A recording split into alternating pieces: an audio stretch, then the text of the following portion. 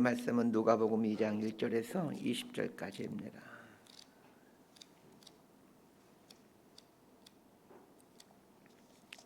누가복음 2장 1절에서 20절까지 말씀 번갈아 가면서 읽습니다. 제가 먼저 읽겠습니다. 그때 가이사 아구스도가 영을 내리어 천하로 다 호적하라 하였으니 이 호적은 구레노가 수리아 총독이 되었을 때에 처음 한 것이라. 모든 사람이 호적하러 각각 고향으로 돌아가매 요셉도 다윗의 집 족속이므로 갈릴리 나사렛 동네에서 유대를 향하여 베들레헴이라 하는 다윗의 동네로 그 약혼한 마리아와 함께 호적하러 올라가니 마리아가 이미 잉태하였더라. 거기 있을 그때에 해산할 날이 차서 첫 아들을 낳아 강보로 싸서 구유에 뉘었으니 이는 여관에 있을 곳이 없음이러라. 그 지역의 목자들이 밤에 밖에서 자기 양떼를 지키더니 주의 사자가 곁에 서고 주의 영광이 그들을 두루 비추매 크게 무서워하는지라. 천사가 이르되 무서워하지 말라. 보라, 내가 온 백성에게 미칠 큰 기쁨의 좋은 소식을 너희에게 전하노라. 오늘 다윗의 동네에 너희를 위하여 구주가 나셨으니 곧 그리스도 주시니라.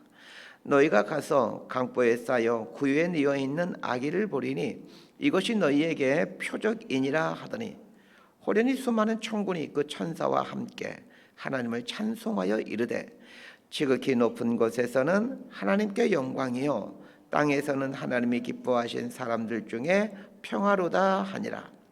천사들이 떠나 하늘로 올라가니 목자가 서로 말하되 이제 베들레헴으로 가서 주께서 우리에게 알리신 바 이 이루어진 일을 보자 하고 빨리 가서 마리아와 요셉과 구유에 누인 아기를 찾아서 보고 천사가 자기들에게 이 아기에 대하여 말한 것을 전하니 듣는 자가 다 목자들이 그들에게 말한 것들을 놀랍게 여기되 19절 20절 함께 읽습니다.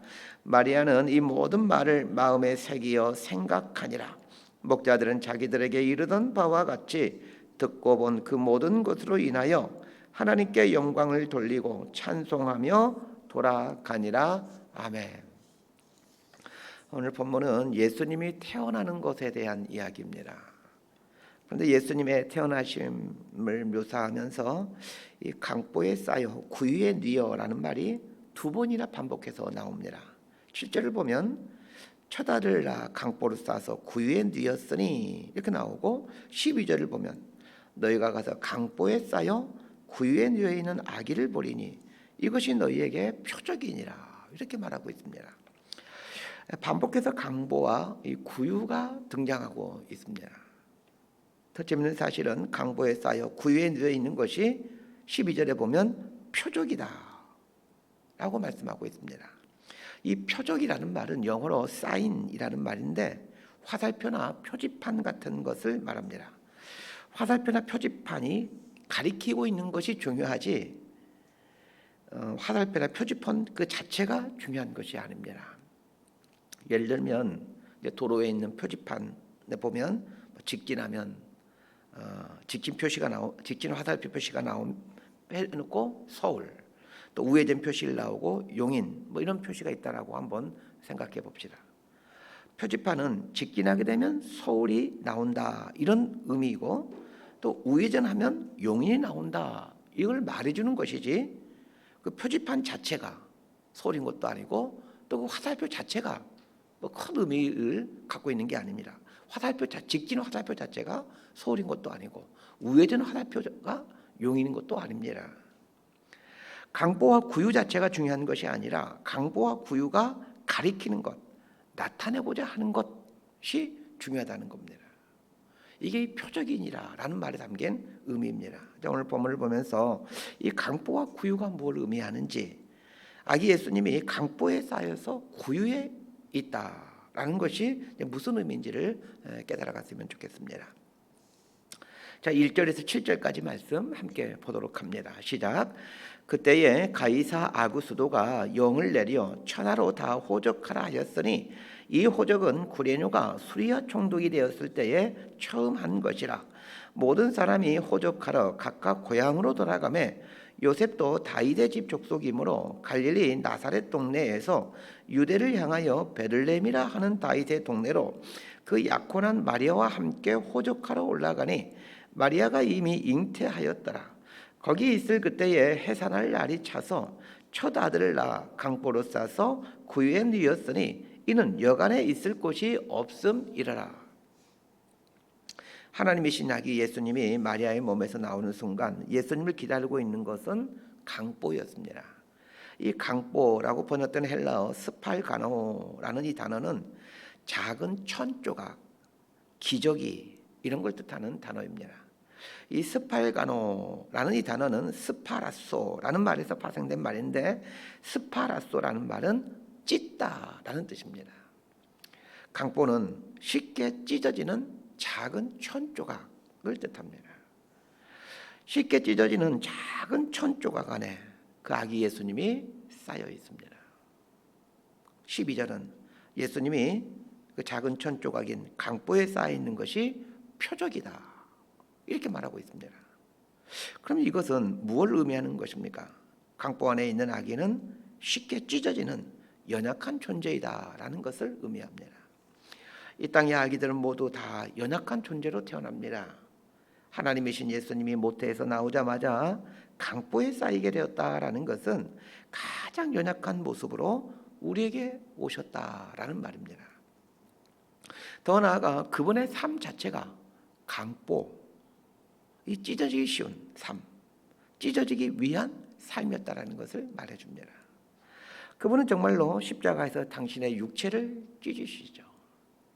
이 땅에 오신 예수님의 육체를 처음으로 맞이해 준 것은 강보였습니다. 그리고 이 땅을 떠나는 마지막 예수님의 육체를 맞아준 것은 십자가였죠. 찢어지는 강보에 처음으로 육체가 접해진 이후 마지막으로 예수님의 육체가 닿아지게 된 것은 십자가였습니다. 십자가에서 예수님은 찢어지십니다. 강보는 자신을 보호할 수 있는 아무런 힘이 없는 무력함을 의미합니다. 강보에 쌓여 자신을 전혀 보호할 수 없는 무력한 아기로 예수님이 이 땅에 오셨을 때 예수님을 둘러싸고 있는 상황은 어떤 상황이었습니까? 1절과 2절을 보면 이렇게 말하고 있습니다. 그때 가이사 아구스도가 영을 내려 천하로 다 호적하라 하였으니 이 호적은 구레뉴가 수리아 총독이 되었을 때에 처음 한 것이라. 자, 여기에 등장하는 사람들과 그리고 또 단어들을 한번 생각해 봅시다. 가이사 아구스도, 구레뉴, 그리고 명령, 천하, 총독. 무슨 느낌이 드십니까? 가이사 아구스도라는 말은 아구스도 황제라는 말입니다. 가이사란 로마 황제의 공식적 명칭으로 당시 로마의 황제는 전 세계를 지배하는 실질적인 통치자였습니다. 당시 모든 인간들 중에 가장 강한 사람이었습니다. 강한 정도가 아니라 신으로 대우받는 사람이었습니다. 자, 수리아란 어떤 곳입니까? 로마는 자신들의 영토를 효과적으로 통치하기 위해 몇 개의 권역으로 나누었는데 그 중에 하나가 수리아입니다. 수리아는 이스라엘 땅을 포함한 주변 나라들을 포함하고 있습니다. 수리아의 총독이란 이스라엘 땅을 포함한 인근 지역들을 다스리는 최고의 권력자입니다. 당시 세계를 지배하는 로마 황제인 가이사 아구스의 명령 아래에 그리고 실질적인 이 통치자인 수리아 총독의 통치 아래에 우주의 주인이신 하나님은 아무것도 자신을 보호할 수 없는 연약한 아기로 더군다나 아무런 보호막이 되지 못하는 강보에 쌓여 이 땅에 오십니다. 이 강보로 쌓다라는 말은 장차 예수님이 어떤 삶을 살아야 될지를 말해주고 있습니다. 찢겨져야 되는 삶이고 나누어져야 되는 삶이라는 것을 말해줍니다. 동시에 예수님을 쌓고 있었던 강보는 예수님이 살아가야 될 환경이 가이사와 같은 세상, 수리아 총독 같은 세상 속에서 연약한 자로 살아가야 된다는 것을 말해줍니다. 우리가 살아가는 세상은 참으로 무서운 세상입니다. 나를 찢어 잡아먹고자 하는 수많은 이리떼들이 드실거리는 세상입니다. 이런 강박한 세상에서 살아가는 방식은 아이러니하게도 나를 보호해줄 수많은 옷들을 입는 것이 아니라 찢겨져야 되는 강보로 나를 쌓는 것입니다. 폭력에 대한 대응 방식은 무력함입니다. 강포함에 대한 대응 방식은 온유함입니다. 그걸 말해주는 것이 강보입니다. 폭력은 무력함을 금방 해서 찢어버릴 것만 같습니다. 강포는 온유함을 쉽게 찢어버릴 것만 같습니다. 무자비한 가이사의 명령과 포악한 수리아 총독의 명령이 쩌렁쩌렁 울리고 있는 이 팔레스틴의 한 초라한 마을에 작은 옹알림으로 자신을 전혀 보호할 수 없는 무방비 상태로 이 땅에 오신 그 하나님의 본체이신 예수님을 바라보십시다. 매서운 세상을 향해 자신이 걸치고 있는 한꺼풀의 옷이라도 사치로 여기셨던 우리 주님은 십자가에 달리실 때 당신이 입고 있었던 모든 옷들을 내어주십니다. 누가복음 23장 34절 이렇게 말합니다. 이에 예수께서 이르시되 아버지 저들을 사하여 주옵소서 자기들이 하는 것을 알지 못함이다 하시더라. 그들이 그의 옷을 나눠 제비 뽑을세. 예수님은 알몸으로 이 땅에 오셨던 것처럼 걸치셨던 모든 옷들을 다 나눠주고 가십니다. 오늘 말씀에서 두 번째로 살펴볼 것은 구유입니다. 이 땅의 모든 부모들은 태어날 자녀들을 위해 준비해 놓는 것이 있습니다. 요람입니다. 재산의 정도에 따라 그 요람의 질이 다를 뿐이지 모든 부모들은 요람을 준비해 놓습니다. 그 어린아이를 안길 어떤 이부자리 같은 것들을 요람이라고 하죠. 요람은 부모가 처음으로 이 세상에 태어난 자식에 대한 환영과 애정의 표시입니다. 더 나아가 요람은 내가 네 부모이다.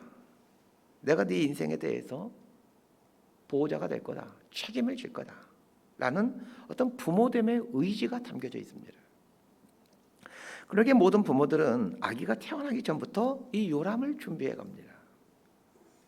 하나님도 마찬가지입니다. 하나님께서 당신의 아들을 이 땅에 보내시면서 어찌 요람을 준비해 두지 않으셨겠습니까? 그런데 그 요람이 너무나도 기가 막힌 요람입니다.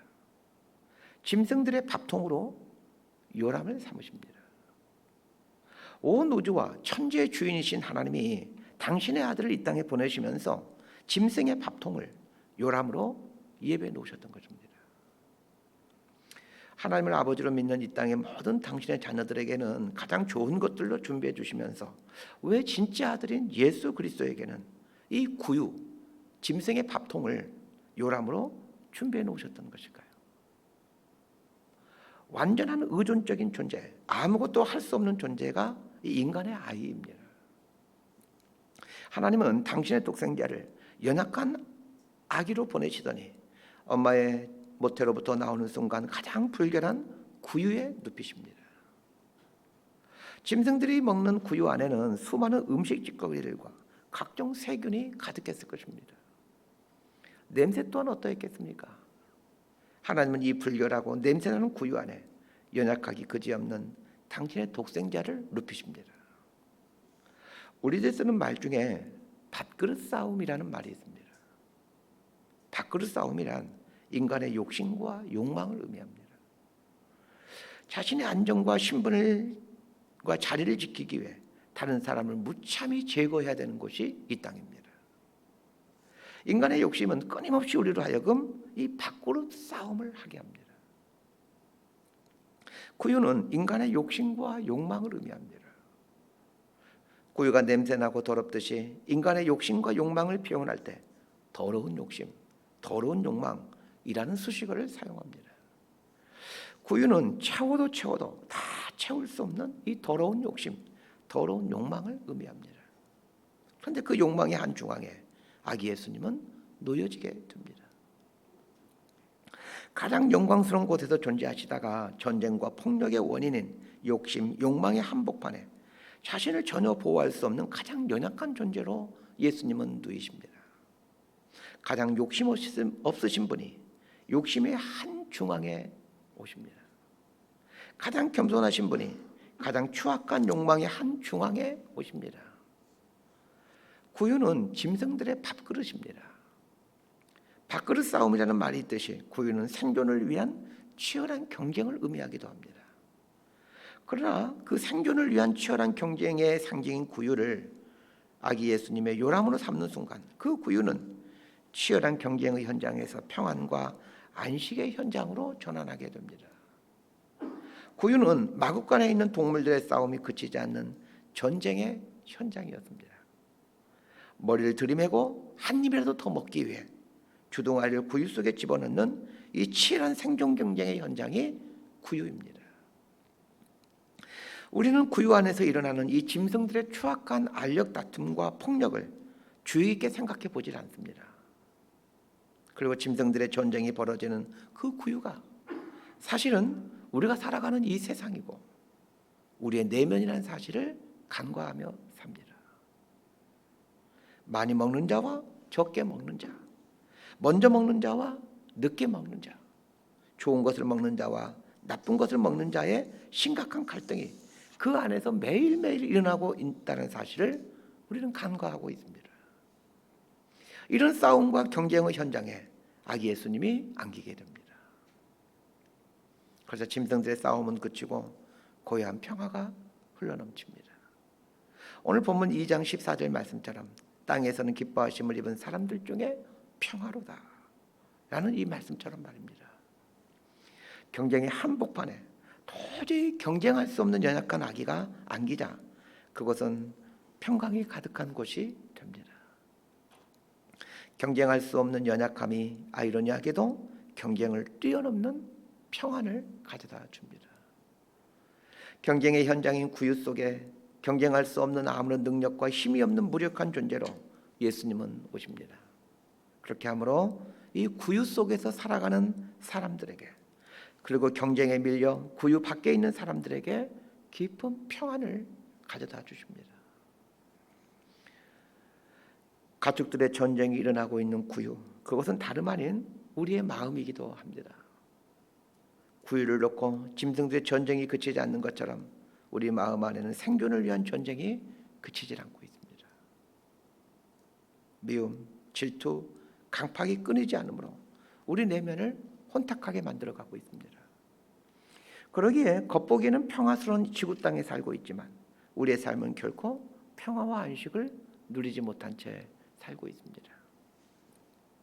예수님이 구유 안에 오셨다, 예수님이 구유 안에 누이셨다라는 말은 우리 마음에 오셨다라는 말입니다. 경쟁과 싸움, 욕망과 욕심이 끊이지 않는 우리 내면의 구유에 오셨습니다. 가장 연약한 모습으로 그리고 가장 평안한 모습으로 말입니다. 그리고 우리로 하여금 구유 안에 담긴 예수님을 바라보게 하십니다. 하나님은 들에 있는 목자들에게 분명하게 말씀합니다. 구유에 누인 평화의 왕께 가서 경배하라. 구유에 누인 평화의 왕께 가서 경배하라. 욕망과 경쟁의 상징인 구유 안에 평화와 평강으로 오신 예수님께 엎드리는 순간 우리 내면은 놀라운 평안을 경험하게 됩니다. 목자들이 경험하고 동방박사들이 경험한 그 평안을 우리들에게도 동일하게 누리게 하고 싶어 하십니다. 지금도 예수님은 끊이지 않는 경쟁과 싸움이 일어나고 있는 우리 내면에 계십니다. 여전히 무력한 아기 예수님으로 경쟁할 수 있는 아무런 도구를 가지지 않는 모습으로 구유 같은 우리 내면 안에 계십니다. 우리가 해야 될 것이 있다면 우리 내면에 계신 그 예수님 앞에 나오는 것입니다. 그리고 그분 앞에 엎드려 무릎 꿇는 것입니다. 목자들처럼 말입니다. 말씀 정리합니다. 하나님이신 예수님이 강보에 쌓여 연약한 아기로 우리에게 오셨다는 것을 기억하십시다. 냄새나는 우리의 욕망의 밥그릇에 오셨다라는 것을 기억하십시다. 자신을 전혀 보호할 수 없는 강보, 더러운 구유 안에 있는 아기를 보면서 천사들과 목자들이 외쳤던 것은 다름 아닌 평화였습니다. 평화는 무엇을 소유함에 있지 않습니다. 평화는 안전에 있지 않습니다. 평화는 무력함으로 오신 예수님 안에 있습니다. 우리의 더러운 욕심의 한복판을 마다하지 아니하시고 기꺼이 오신 그 아기 예수님께 평화가 있습니다. 우리 마음 안에 강보로 쌓여 있는 이 예수님을 바라보십시다. 그리고 그분으로 인해 우리 내면을 정화시켜 가십시다. 하나님께서 우리에게 주시고자 하는 선물은 다름 아닌 예수님이십니다. 이 예수님을 만나게 되는 축복이 저와 여러분 가운데 있게 되기를 진심으로 소망하고 축복합니다. 기도하겠습니다. 하나님 아버지, 우리를 둘러싸고 있는 환경, 우리가 살아가야 될 이 세상 환경은 가이사 황제처럼 수리아 총독처럼 무자비하고 무서움의 환경입니다. 자신을 보호하기 위해 수많은 총과 칼을 만들어가고 있는 이 세상입니다. 더 많은 것들을 소유하기 위해 욕심의 밥그릇을 넓혀가는 이 세상입니다. 이런 세상의 한복판에, 그리고 작은 세상은 우리의 마음 한복판에 무력한 모습으로 오신 이 아기 예수님을 바라보기를 원합니다. 폭력과 욕심의 이 땅에 오셔서 평화를 주신 그 예수님을 바라봅니다. 우리 인생 구유 안에 있는 예수님을 발견하며 살아갈 수 있기를 원합니다. 그리하여 하늘이 주는 이 평화를 깊이 누리고 경험해가는 삶을 살아갈 수 있도록 우리 삶을 붙들어 주옵소서. 예수님의 이름으로 기도드리옵나이다. 아멘.